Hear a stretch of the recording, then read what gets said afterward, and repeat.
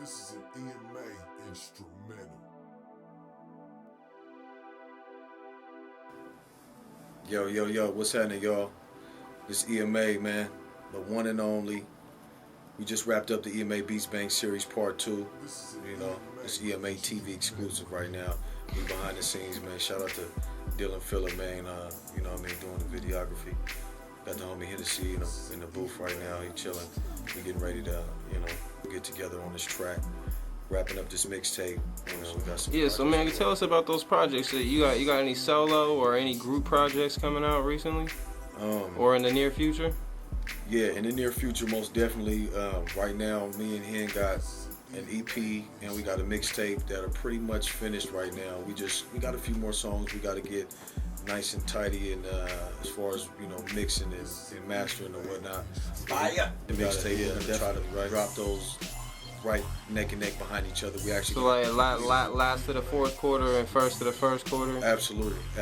We trying to do those with the hurry uppers. So you know, and then I got a solo EP that I'm gonna be working on here within the next, you know what I mean, few months. I'm gonna start knocking some tracks down, come through here to the Retro Music Studios, and, you know, get my project produced, man. And you just taking care of your quarterly work, man. Last quarter, first quarter, second quarter, banging them out, man. Absolutely, man. From a producer's, you know, perspective, it's important that I keep, you know, funneling out new music and staying creative. You know, listening to all the things that's been going on in the, you know, the music industry and just locally. You know what I mean? You always want to stay active and not keep yourself. Speaking on the music industry, you was just touching on that. If there was any 3 artists you could possibly work with, or any artists that you see yourself working with in the future, man, name those 3. Without a doubt, I have to say 50. You know what I'm saying? I've been a fan of. I was a senior in high school. You know what I'm saying? It's been a minute, so, you know, several years. I've been a fan of that whole camp. Got some music that I'm gonna be sending to them here pretty soon. Shout out to G&M Records, man. The whole, you know. Looking for some placements. Absolutely, industry placements, man. It's, you know, you gotta kind of have like a well, he a 50 a marketing guru, so I mean, he gonna have all the direction you need. Yeah, you know what I mean. It's about better directing your craft, especially when you have, you know, quality, you know, music at that, or quality in whatever it is that you produce. So 50 for sure. Yeah, 50 is the most West. I definitely would like to do something with 40. I got some tracks lined up for 40 I like to work with. You know, Sick With It Camp 40's been around for a minute. You know, I've been a fan of his music, his movement. You know what I mean? He's came a long way. As is anybody else who, you know, is from the West Coast. I'm sure they would say that 40 is one of their, you know, at least if not your favorite, somebody that you definitely want to work with, and that's somebody I want to work with. So if you're on the West, man, you gotta work with 40, and you gotta work with 50. I mean, you know, and not just because 50 probably one of the most wealthiest, you know what I mean, individuals out there. It's because, you know, I feel like, you know, I relate to him in a lot of his business, you know what I mean, attributes, and the way that he kind of directs his energy and whatnot. It's a serious cat, but his demeanor is about business, and, you know, nonetheless. There's a lot of dope cats out there right now. I mean, there's nobody that I really can't say I wouldn't work with. I would even want to work with a couple R&B artists, maybe like a Chris Brown, maybe a Trey Songz, maybe like August Alsina. August Alsina. I've listened to a couple of his tracks. I'm not really like linked on his whole movement. So you more with the pioneers in the business opposed to the up and comers? Not even so much that, but, you know, it's just because I haven't gotten really too, you know, fixated with the newcomers of the game. Right. You know, I'm just directing it at mainly the people that I would see myself working with. Definitely the TDE camp. You know, Kendrick and the Schoolboy Q and Ab-Soul and J Rock and all those dudes, man. I'm a big fan of their music, and, you know what I'm saying. Even I got a track right now that I wanted to dump to Marsha Ambrosia. I mean, keep it honest. I'm really, that's just the kind of balance that I got musically, so it's important, you know what I mean, to me. But those are just a few artists that I'm, you know, seeking, trying to work with. Definitely, you know what I mean. I heard Fabulous and his camp are looking for some new beats, so I got a couple of tracks that I might send over there. You know, always, man. Every camp's always looking for a placement, guaranteed. Absolutely. So Man, them is the artists that you would work with. Who's inspired you though? Growing up, man, who's really influenced your music? You know, or influences the sound that you put out as far as production wise. Every pioneer that we lost, you know what I mean, has been a major influence on me, especially coming up. Music isn't the same no more since back in the day, but you know what I mean, it's definitely been passed on through a lot of us that grew up on the music. You know what I mean, I think that's important. So I feel like I got my own sound, but from a producer perspective, I can say Timberland is one of my favorite producers of all time. He influences you in a lot of ways. He influences me a lot, not like from a sound perspective, but just his day. He's definitely one of my influences. I like the Neptunes and Pharrell. They've been doing a lot since I was in high school as well. Maybe that's 10 or more years, you know what I mean, ago. Consistency too, yeah. And speaking of bridging the gap, you know, between the old school and the new school, you're still right there, you know, relevant to the younger generation, and you know, a part of that older one as well, you know. Yeah. I mean, and that's big. You hear that in your music. It ain't all the synths and all these crazy 8-bar loops. You know what I mean? Yeah. You hear more. You can hear it in your music. You know, you definitely you know, got that retro flair. That's why we fuck with you here at Retro Music. Appreciate it, man. Salute, man.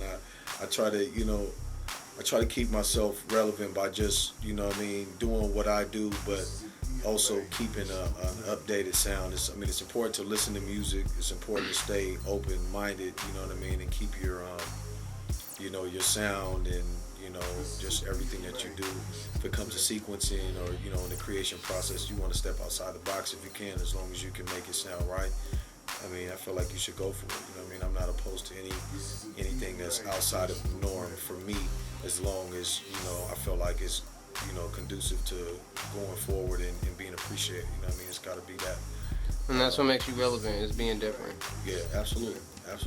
But still the same at the same damn time. You feel me? But definitely, man, I want to say, Dr. Dre, he's been around for a while, you know what I mean? I know a lot of different producers that have worked with Dre and that are a part of emulates the sound as well. A lot of people, you hear Dre coming out at almost every lab in the West Coast, in one way or another. Yeah, and there's a lot of dope. I mean, that production teams, you know what I'm saying, where you got 5 producers, creating one track. And, I feel like, just to get back to me, I feel like what I bring to the table as a one-man team that, I'm up there with those cats that take, 3 to 5 different producers to create, a hit, you know what I mean? I think that's important because at the same time, you're splitting all of your dividends between 4 or 5 people, and it's like, if you can create your own sound that's equal to that, if not better, you know what I mean, why not do it? You know what I'm saying?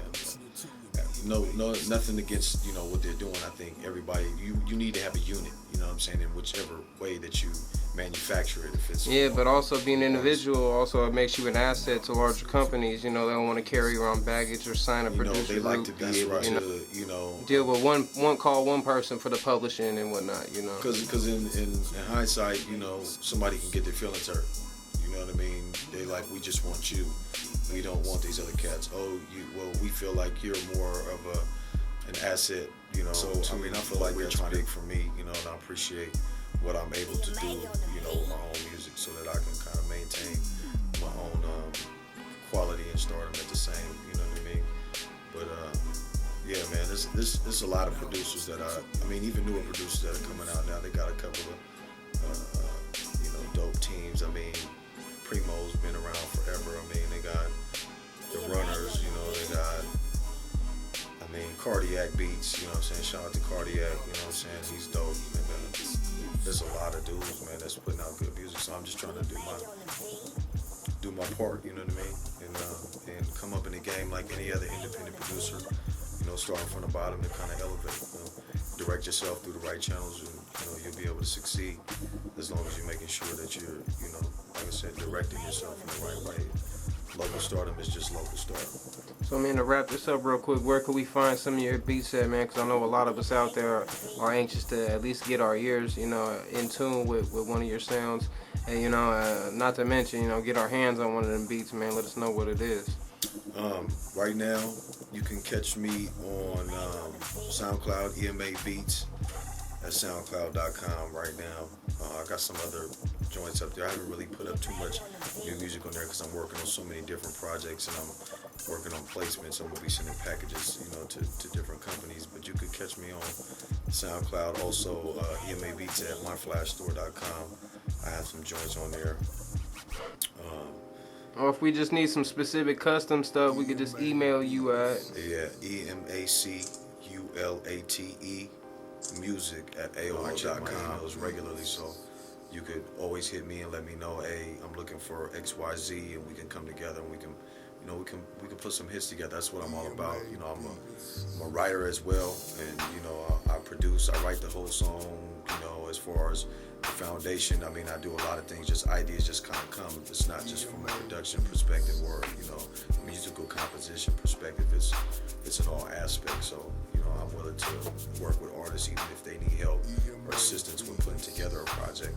I can be a part of that as well. So definitely get at me at immaculatemusic@AOL.com, and also on Facebook, which you'll see, all at the bottom here. You'll be able to check that out and share the video. Tell a friend, It's a movement, and if you don't like us, let us know too, man, because that's great. More people respond to negativity, man. So please talk that. Let somebody know how whack we are, because you're gonna share that, and then they're gonna probably share that, and it's getting hurt. So we don't really care how you feel. Yeah, at the end of the day, you gotta have a position. And if hate is what your position is, you gotta play that play that to your best. That's why there's two sides. Hey, don't hate us. I salute you too. You heard me? This E.M.A, man, we signing off. Retro Music Studios, man. We got the homie Dylan Phillip and my man Hennessy, man. And yes, sir. It's the end of Beats Bang Part 2, and we'll see you when Part 3 rolls around. All right? Yes, sir. West. Beats Bang.